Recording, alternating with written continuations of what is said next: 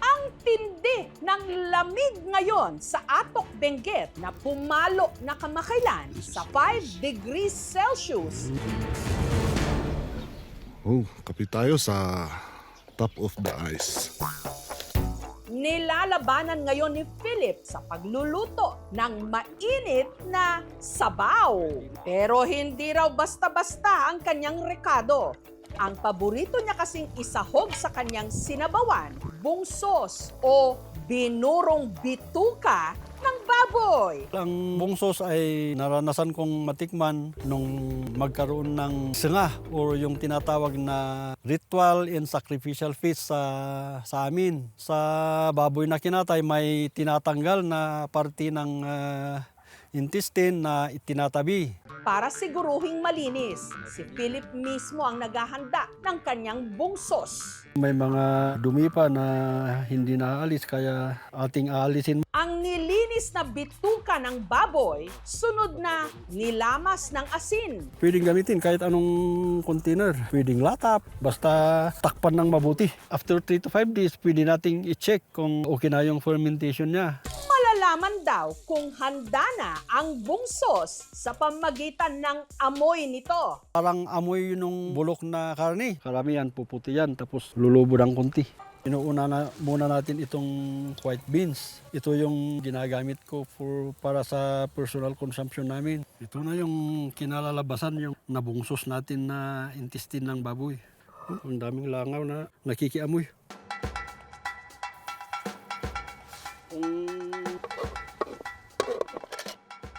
Iba talaga yung amoy, pero wag mong isipin yung amoy. Yung sarap talaga yung inaano natin dito. Kasi pag yung amoy talaga, baka mawawalan kang ganang kumain.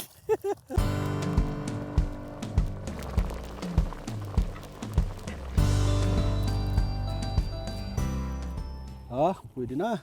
Ang mga gulay na ipinansahog niya galing mismo sa kanilang bakuran. Dito kasi mas fresh yung nakukuha dyan sa garden. Tapos timplahan natin ng konting asin para may lasa.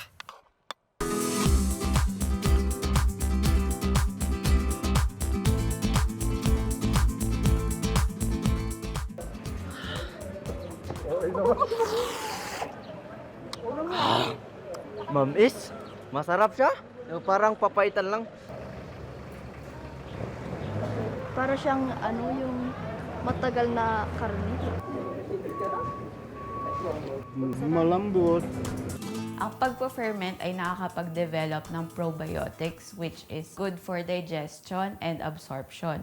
However po, ito rin ay maaaring makapag-develop ng bad bacteria gaya ng E. coli at Salmonella. Advisable pa rin sa mga lamang loob na gamitin natin ang use of heat o pagpapakulo or steaming para ma-ensure na mamamatay ang harmful bacteria nito. Ang nagpapainit naman sa sikmura ng mga jeepney driver sa terminal na ito sa Baguio, ang specialty ni CJ na kung tawagin, kaluskus. Madaling araw pa lang, sinusuyod na ni CJ ang Baguio City Public Market para bumili ng sariwang laman loob ng baka. Halo-halo na to, iba-ibang variety kasi galing sa laman loob ng baka. Puso po, then kidney.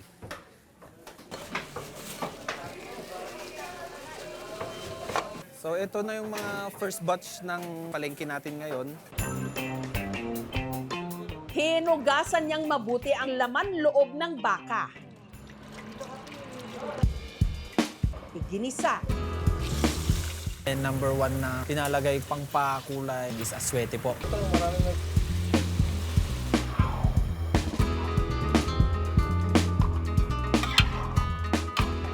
At pinakuluan gamit ang rice cooker. Yung kawali po kasi before, masyado siyang open or overexposed siya sa hangin. Especially nasa gilid tayo ng kalsada. Nakatipid po tayo sa expenses sa gasol.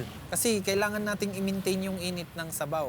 Ang karne, ginupit-gupit ni CJ ng maliliit para raw madaling nguyain ng kanyang mga customer.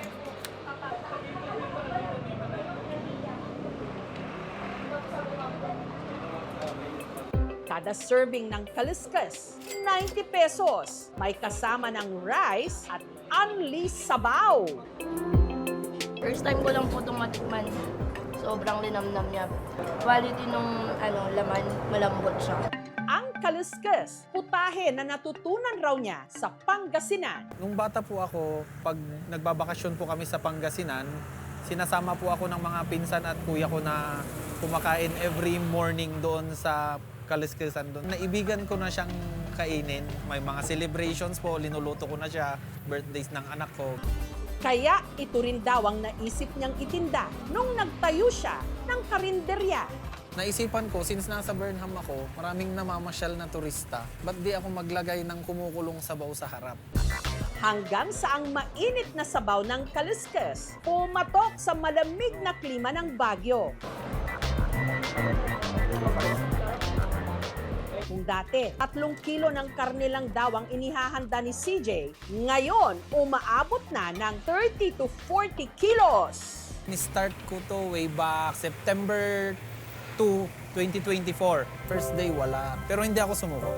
Nakilala, unti-unti na. Actually, ang pagbibusiness is very risky. Huwag po kayong matakot at tiwala lang po sa Diyos.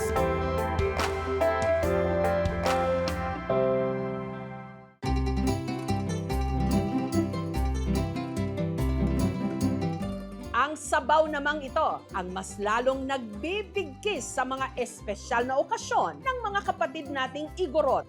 Dito sa bayan ng Itogon sa Benguet, gawa ito sa pinakuluang karne ng baboy, baka o kambing at ang tawag dito, watwat. Ang watwat ay maaring salitang ibalo o sistema ng pamimigay ng karnes or the sharing of the meat doon sa mga nagpuntahan, no? Doon sa pagdiriwang na iyon. Bata pa lang daw si Mara, comfort food na niya talaga ang watwat. Watwatan. Nakaraniwang inihahain ng mga tiga-Cordillera tuwing meron lang importanteng okasyon. Like Joy and the Departure na rin nakasabay. Pagpagam, tapos kargamit Joy Bag. Di ba? Nung bata nga po kasi ako, nakikikain ako sa mga kapitbahay. Kapag may namatayan, kapag may kasalan, ang haba-haba ng pila. Pero dito sa kainan ni na Mark at Mara, hindi na raw kailangan pang maghintay ng espesyal na okasyon para kumain ng watwat ang kanilang mga parokyano. Siya, hindi raw mabibitin sa kanilang watwat. Ang sahog kasi nito, overloaded! Sa isang plate, unli rice na siya, unli sabaw. May pansit kasama yung karne na 350 to 500 grams. And then blood sausage, yung pinunag na tawag namin. Sa pagtanggal ng balahibo ng baboy, gumamit si Mark ng torch. Ang nasusunog na parte ng balat, nag-iiwan din daw ng aroma o smoky flavor na nagpapasarap. May flavor siya sa sabaw. Mas masarap yung lasa niya pag apoy.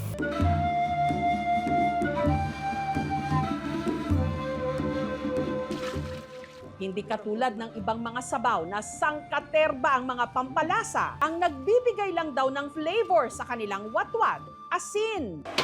At pati na ang estilo nila ng pagluluto. Para makuha namin yung consistency ng sabaw na medyo malapot-lapot, nilalagay na rin namin kasi hindi na namin sinaserve kapag mataba. Pinapakuluan na rin namin para mapunta doon sa sabaw yung lasa ng karne at saka yung taba. Ang watwat overload nakahain sa ubak o sapal mula sa katawan ng saging. Noon, yung mga ninuno namin, yung mga lolo namin, walang plato. Kaya pag may feast, tsaka may handaan, yun yung ginagawa nilang plate para mag-serve. Ang libre namang unli sabaw nasa Takure. Malinamnam. Parang matagal pinapakuluan siguro yung karne. Mayahambing siya doon sa ginagamit sa sabaw ng ramen. No? Para may promote pa natin yung isa sa mga kultura natin, food or delicacy, para sa mga susunod na henerasyon, hindi nila makalimutan. Ang sabaw, hindi lang pampainit. Ito'y salo-salo, mga kwento at kultura sa bawat higo. Bow! Thank you for watching, mga kapuso. Kung nagustuhan niyo po ang videong ito, subscribe na sa GMA Public Affairs YouTube channel. And don't forget to hit the bell button for our latest updates.